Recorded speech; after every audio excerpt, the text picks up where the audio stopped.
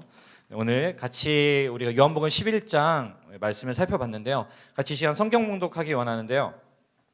원래 본문은 11장 17절부터 40절까지인데요. 저희가 시간 관계상 30절부터 40절까지만 현장에서 읽도록 하겠습니다. 요한복음 11장 30절부터 40절까지 말씀입니다. 요한복음 11장 30절부터 40절. 자, 우리 찾았으면 한 목소리로 같이 합독하겠습니다. 예수는 아직 마을로 들어오지 아니하시고 마르다가 맞이하던 곳에 그대로 계시더라. 마리아와 함께 집에 있어 위로하던 유대인들은 그가 급히 일어나 나가는 것을 보고 곡하러 무덤에 가는 줄로 생각하고 따라가더니 마리아가 예수 계신 곳에 가서 배웠고 그 발 앞에 엎드려 이르되 주께서 여기 계셨더라면 내 오라버니가 죽지 아니하였겠나이다 하더라. 예수께서 그가 우는 것과 또 함께 온 유대인들이 우는 것을 보시고 심령에 비통히 여기시고 불쌍히 여기사 이르시되 그를 어디 두었느냐 이르되 주여 와서 보옵소서 하니 예수께서 눈물을 흘리시더라. 이에 유대인들이 말하되 보라 그를 얼마나 사랑하셨는가 하며 그중 어떤 이는 말하되 맹인의 눈을 뜨게 한 이 사람이 그 사람은 죽지 않게 할 수 없었더냐 하더라. 이에 예수께서 다시 속으로 비통히 여기시며 무덤에 가시니 무덤이 굴이라 돌로 막았거늘 예수께서 이르시되 돌을 옮겨 놓으라 하시니 그 죽은 자의 누이 마르다가 이르되 주여 죽은 지가 나흘이 되었음에 벌써 냄새가 나나이다. 예수께서 이르시되 내 말이 내가 믿으면 하나님의 영광을 보리라 하지 아니하였느냐 하시니. 아멘. 예수님께서 사랑하시는 나사로가 죽었습니다. 그 나사로의 죽음에 관한 소식을 들은 예수님께서 나사로가 살고 있었던 베다니로 찾아오셨습니다. 예수님께서 거의 다 오셨다라는 말씀을 듣고 마르다가 나가서 예수님을 맞이합니다. 근데 워낙 예수님과 가까운 관계였던 터여서 그런지 마르다는 예수님을 보자마자 설움이 폭발합니다. 그리고 우리 아까 퀴즈에서 봤던 것처럼 이렇게 말하죠. 주께서 여기 계셨더라면 내 오라버니가 죽지 아니하였겠나이다. 이런 뭔가 예수님에 대한 그 감정, 또 오빠를 잃은 슬픔의 감정을 예수님께 털어놓습니다. 그렇게 마르다와의 만남 속에서 예수님께서 몇 번의 대화를 나누십니다. 그리고 나서 예수님께서 아직 슬픔으로 인해서 집에서 머물고 있었던 마리아를 부르십니다. 예수님의 부르심 듣고 마리아가 예수님께로 나오죠. 마리아가 달려와서 예수님 앞에 예수님 보자마자 예수님 발 앞에 엎드립니다. 그리고 마리아 역시 슬픈 마음을 예수님께 쏟아놓습니다. 어떻게 해요? 똑같이 주께서 여기 계셨더라면 내 오라버니가 죽지 아니하였겠나이다. 사랑하는 오빠의 죽음이라는 고통으로 인해 그 슬픔에 깊은 슬픔에 빠진 두 여인의 이 첫 마디 말은 서로 예수님께 드릴 말씀을 정해놓기라도 한 듯이 입이라도 맞춘 듯이 똑같은 말을 쏟아놓고 있다라고 하는 거죠. 저는 이 본문을 보고 이 두 여인의 이 이야기를 묵상하면서 이런 질문이 저에게 찾아왔습니다. 정말 예수님께서 거기 계셨더라면 나사로가 죽지 않았을까? 정말 예수님이 그 베다니에 나사로의 집에 계셨다면 나사로가 죽지 않았을까? 마리아와 마르다는 자신들이 겪고 있는 이 고통의 문제가 마치 주님이 거기 계시지 않았기 때문에 생긴 일인 것처럼 표현하고 있습니다. 그래서 마치 본인들이 겪고 있는 이 고통의 원인이 주님인 것처럼 말하고 있어요. 사랑하는 여러분, 나사로의 죽음, 고통의 원인이 정말 주님께 있는 걸까요? 엄밀히 말해서 두 여인을 비롯해서 우리가 겪는 모든 고통은 사실 우리의 죄와 욕심 때문에 생긴 것입니다. 그래서 로마서 8장 22절에 보니까요, 피조물이 다 이제까지 함께 탄식하며 함께 고통을 겪고 있는 것을 우리가 안다. 바울의 고백이죠. 이 우리의 죄 때문입니다. 바울은 피조물의 탄식과 고통에 대해서 우리의 죄 때문이다. 우리가 겪고 있는 고통의 문제는 세상이 죄로 병들었기 때문이고, 죄로 병든 세상이 보여주는 그 병든 세상의, 죄로 병든 세상에 그 증상이 있다면 그게 고통이다 라고 이야기하고 있습니다. 그렇기 때문에 이 땅을 살아가는 모든 사람들은 예수님을 믿든 믿지 않든 관계없어요. 모두가 다 고통이라고 하는 현실을 겪으며 살아가야 한다는 거예요. 왜요? 그 인간의 죄 때문에 그렇습니다. 근데 우리가 이 부분에서 자주 착각하는 게 있다라고 하는 거예요. 어떤 착각을 하냐면요, 교회에 다니고 예수님을 믿으면 고통이 없어진다. 교회 다니고 예수님을 믿으면 고통을 겪지 않아도 된다고 착각한다는 거예요. 물론 예수님은 우리의 고통을 해결해 주시기에 충분하십니다. 믿으십니까? 네. 사랑하는 그 오빠의 죽음으로 인해서 고통당하고 있던 마리아와 마르다의 이 고통의 문제도 예수님 되게 쉽게 해결해 주셨어요. 어떻게 보면 어떻게 해주셨죠? 죽은 나사로를 다시 살리셔요. 예수님이 해결하고자 하면은 충분히 해결하실 수 있다라고 하는 것입니다. 그런 의미에서 예수님은 우리의 고통을 충분히 해결해 주실 수 있는 분이라는 겁니다. 하지만 여기서 우리가 생각해 봐야 될 게 있다라고 하는 거예요. 어떤 걸 생각해 봐야 되냐면요, 저는 해결해 줬잖아요. 아, 그래, 예수님께서 마리아와 마르다의 고통, 그 문제를 해결해 주셨어. 아, 좋겠다, 너무 좋았겠다. 계속 좋았을까? 영원히 좋았을까? 무슨 말이에요? 나사로가 죽지 않고 계속 살았냐 하는 거예요. 나사로 살아났어요. 근데 나사로가 죽지 않고 계속 살았냐는 거예요. 우리는 이 이야기에 대해서 이미 너무 잘 알고 있어요. 예수님께서 부르시자 나사로가 죽었지만 살아났습니다. 문제가 해결됐어요. 근데 완전히 해결되지 않았다는 거예요. 다시 살아난 나사로이지만 다시 죽었어요. 너무 단정적으로 얘기하나요? 확실합니다. 여러분 혹시 그런 소식 들어봤어요? 지금까지 베다니에 2100살 먹은 할아버지가 있다. 저는 못 들어봤어요. 주님께서 거기에 계셨더라도 나사로는 언젠가 죽음을 맞이했어야 된다는 거예요. 그러니까 우리가 생각하는 고통의 해결이라고 하는 게 진정한 해결일까라는 질문을 했을 때 거기에 대해서는 물음표가 남을 수밖에 없습니다. 오늘 주님 거기에 계셨더라면 내 오라버니가 죽지 않았을 것입니다라고 말하는 마리아와 마르다의 이 너무나 마음이 답답하기 때문에 주님께 드리는 어떤 한탄이죠. 탄식이죠. 근데 그것은 근원적인 고통의 해결이 아니라고 하는 거예요. 우리가 주로 하나님께 하나님 왜 이 고통의 문제가 해결이 안 돼요? 라고 할 때 대체로 그것은 마리아와 마르다가 요청하는 것처럼 내 눈앞에 보이는 고통에 관한 이야기입니다. 근원적인 고통은 절대로 그런 식으로 해결되지 않더라는 것이죠. 마리아와 마르다는 죄로 인해 필연적으로 죽을 수밖에 없는 우리의 인생에 대해서 이렇게 얘기하고 있는 거예요. 주님께서 계시지 않아서 그렇다고.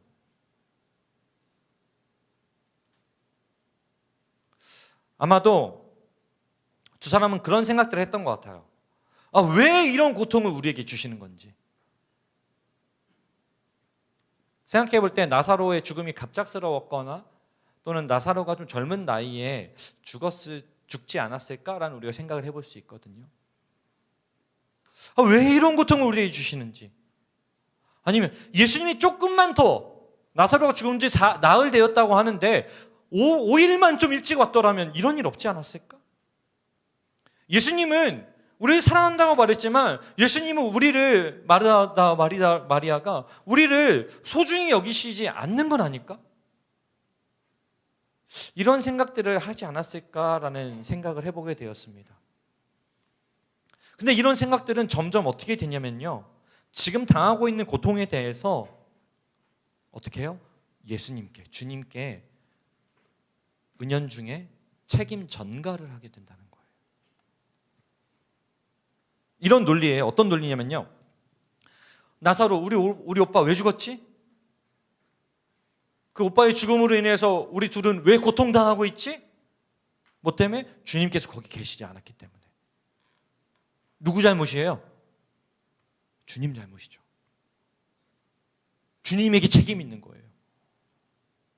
고통에 대해서, 직면한 그 고통의 현실에 대해서 우리의 태도가, 우리의 자세가 방금 말했던 그 마리아와 마르다의 그 반응과 다르지 않은 것을 많이 발견하게 됩니다.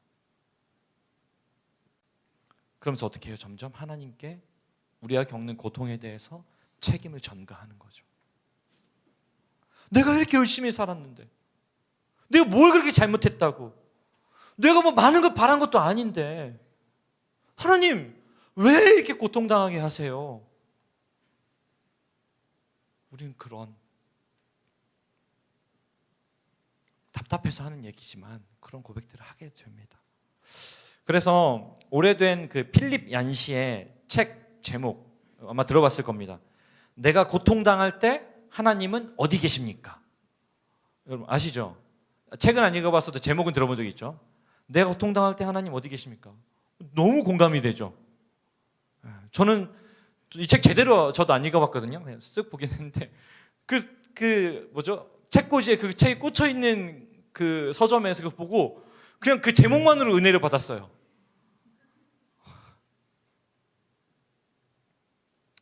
작년 초에 우리 딸이 큰 수술을 한 일이 있었어요. 그때 제 고백도 그랬습니다. 하나님, 우리에게 왜 이런 고통을 당하게 하십니까? 하나님, 제가 잘 못해가지고, 제가 잘 못 살아가지고 벌 주시는 겁니까? 근데 제가 잘못했는데 왜 제 딸이 고통받아야 됩니까? 저 아이는 무슨 죄가 있습니까? 무슨 잘못이 있습니까, 하나님? 하나님, 저한테 고통 주고 하나님 그거 즐기시는 분 아닙니까? 막 이런 감정들이 튀어나오는 거예요. 고통을 통해서 뭘 배우라고요? 뭘 배워요? 뭘? 이미 많이 배웠어요. 하나님 이상한 분입니다. 나 왜 괴롭혀요? 저 나름 목사인데. 기도가 그런 거예요. 그 두 가지가 반복되더라고요. 하나는 자책. 내가 뭘 잘못했다고? 내 잘못이구나. 내가 부족했구나. 내 기도가 부족했구나.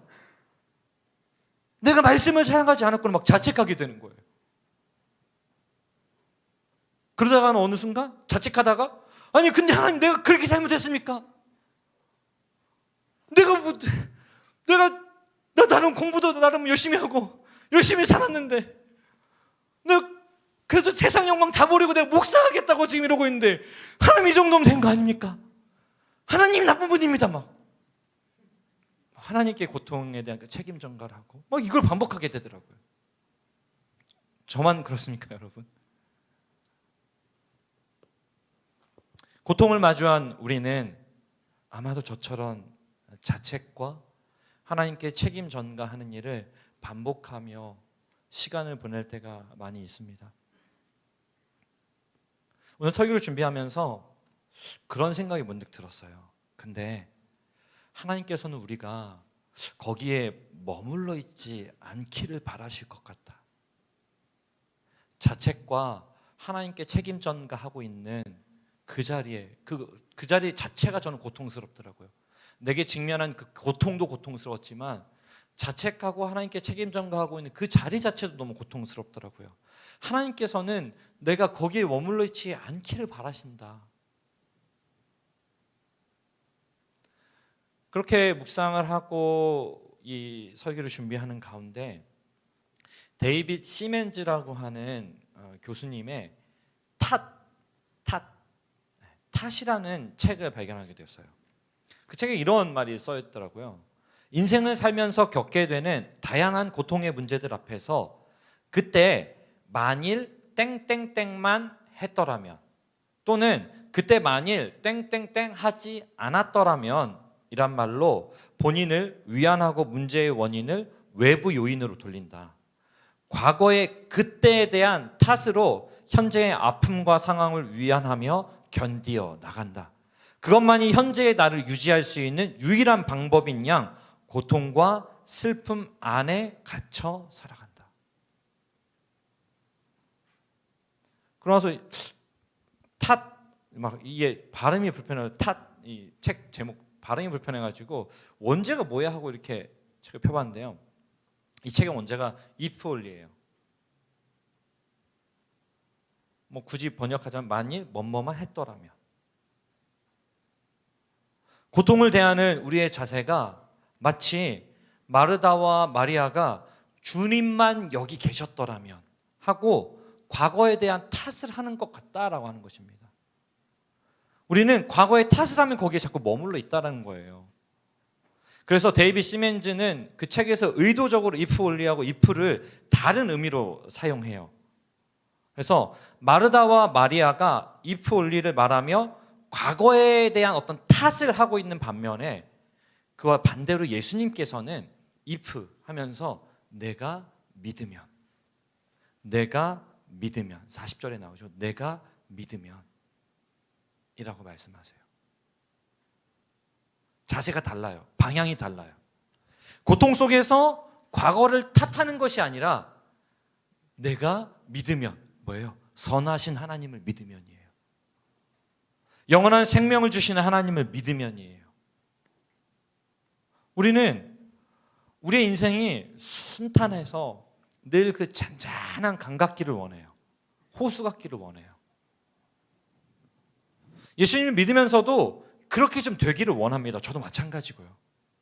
하지만 우리는 기억해야 될 게 있습니다. 뭘 기억해야 되냐면요. 우리는 죄로 병들어 타락한 불완전한 세상 속에 살고 있다는 걸 기억해야 됩니다. 이 세상은 불완전해요. 그래서 데이빗 시멘즈는 책에서 이렇게 얘기합니다. 하나님의 사랑은 재난, 상처, 고통에 대한 특수 면역체가 아니다. 그러니까 하나님의 사랑이 있다고 해서 막 재난이 없어지고 상처가 없어지고 고통이 없어지는 그런 특수 면역체가 아니라는 거예요. 예수님은 우리에게 특수 면역을 약속하신 적이 없다. 다만 특수 임재, 즉 당신의 임재를 약속하셨을 뿐이며 결코 해답을 약속하지 않으셨다. 다만 해답을 주시는 분인 당신 자신을 약속하셨을 뿐이다. 주님의 임재예요, 임재. 그래서 고통으로 인해서 슬픔에 빠진 그들과 함께 하시면서 우리가 읽었던 33절에 보면요, 심령의 비통이 여기시고 불쌍히 여기사. 35절에서요, 예수께서 눈물을 흘리시더라. 이 말씀을 볼 때마다 예수께서 눈물을 흘리시더라. 왜요? 우리의 모습을 바라보시고, 슬픔에 빠진 우리의 모습을 바라보시고, 고통에 잠겨있는 우리의 모습을 바라보시고 예수께서 눈물을 흘리시더라. 예수님께서는요, 고통을 당하는 이들과 함께 하시면서 영원한 승리를 소망하게 하세요. 이 죽음으로 끝나지 않을 것이다. 왜? 나는 부활이요 생명이다. 이렇게 말씀하시면서 죽은 나사로가 다시 살아나는 것처럼, 물론 나사로는 이 땅에 다시 살아났다가 다시 죽었지만 죽지 않았어요. 영원히 산다. 영원히 우리는 살게 될 것이다 라고 이야기하시면서 소망을 주세요. 내가 만일 믿으면 이라고 말씀하신 것처럼 예수님은 만일 뭐뭐 했더라면 하면서 과거를 절대 탓하지 않으세요. 오히려 내가 믿으면 영원한 생명, 너에게 소망이 있을 거다, 회복이 있을 거다, 새로운 삶이 있을 거다, 이걸 약속하세요. 우리가 신앙생활하면서 많이 던지는 질문이 있습니다. 저도 많이 던지는 질문인데 뭐냐면요, 하나님께서 선악과 안 만들었다면 참 좋았을 텐데, 선악과 안 만들었으면 지금 이렇게 안 고통스러울 텐데. 해본 적 있죠? 성경, 이게 하필 성경 맨 앞에 써 있어요. 성경 읽으면 여기서부터 걸려. 이런 말 많이 하는데요, 이것도 어떻게 보면 탓하는 겁니다. 책임 전가하는 겁니다. 어떻게 해요? 아니, 하나님 잘못이지, 안 만들었으면 됐지, 이거죠. 근데 만약에 예수님께서 우리처럼 그렇게 탓한다면은 여러분 어떨까요? 예수님도 아마 이렇게 저한테 하나님 선악과 만들어가지고 왜 만들었어요? 막 이럴 때 여러분에게 이렇게 얘기하실 겁니다. 예수님께서. 야, 만일 인간이 선악과 안 따먹었다면, 만약에 너희가 죄 짓지 않았더라면 이렇게 말씀하실 거예요. 그랬더라면 나 십자가에 안 달려도 됐어. 만일 그랬더라면 내가 굳이 이 땅에 내려올 필요가 없었어. 하지만 예수님께서는요, 절대로, 아니 단 한 번도 과거에 대해서 또 우리에게 탓하지 않으시고 책임 전가하지 않으셨다는 거예요. 내가 믿으면 하시면서 하나님의 영광을 보게 될 거야. 기대해. 주님 우리에게 오히려 이렇게 말씀하십니다. 사랑하는 청년 여러분, 고통의 상황을 겪어내면서 저와 여러분 어떤 자세를 취하고 있습니까? If only 하면서 과거를 탓하고 하나님께 책임 전가하지 않기를 원합니다. 선하신 하나님을 믿고 의지할 수 있기를 원합니다. 우리가 잘 아는 찬송가 있어요. 413장인데요. 내 평생에 가는 길이라는 이 찬송가 가사를 보면요, 내 평생에 가는 길 순탄하여 늘 잔잔한 강 같든지 큰 풍파로 무섭고 어렵든지. 우리는 늘 잔잔한 강 같은 인생을 원하지만요, 우리의 인생은요 큰 풍파로 무섭고 어려운 일을 당하면서 폭풍 속을 살아갈 수밖에 없어요. 하지만 이런 상황이 평안을 고백하게 만들지 않아요. 그 상황은 무섭고 두렵습니다. 절규가 나와요. 평안은요, 선하신 주님, 목자 되신 주님을 신뢰하고 있는가, 그분과 함께하고 있는가, 아까 임재, 특수 임재, 그분의 임재와 함께하고 있는가로부터 그 평안이 나온다는 거예요. 이 찬송가 가사를 쓴 스패포드 씨, 여러분 아마 이 이야기 다 알 거예요. 선박 사고로 4명의 딸을 다 잃었습니다. 하루에. 그 사고로. 그리고 나서 그 사고 난 지점을 지납니다. 그 사고 난 지점을 지나면서 이 시를 썼던 거예요. 내 평생에 가는 길 순탄하여 늘 잔잔한 강 같든지 큰 풍파로 무섭고 어렵든지 나의 영혼은 늘 편하다.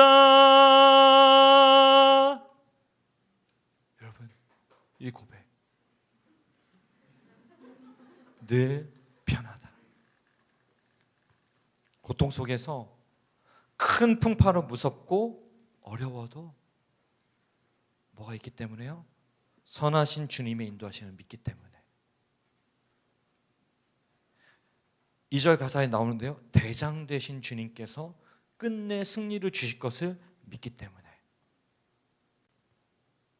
우리는 평안을 고백할 수 있어요. 그렇게 우리에게 필요한 것이 있다면은 if only, 과거를 탓하고 고통을 책임 전가하는 것이 아니라 선하신 주님을 신뢰할 수 있는 믿음 주시기를, 주님 저에게 그런 믿음을 주십시오. 이걸 간절히 구해야 됩니다.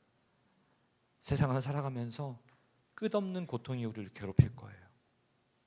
하지만 그 고통 속에서 주님을 신뢰함으로 평안을 경험할 수 있기를, 그리고 거기에서 끝나는 것이 아니라 그 힘으로 그 고통을 능히 감당해 이겨버릴 수 있는, 승리를 누릴 수 있는 삶으로 인도하시기를 우리는 그 믿음을 구해야 되는 줄로 믿습니다.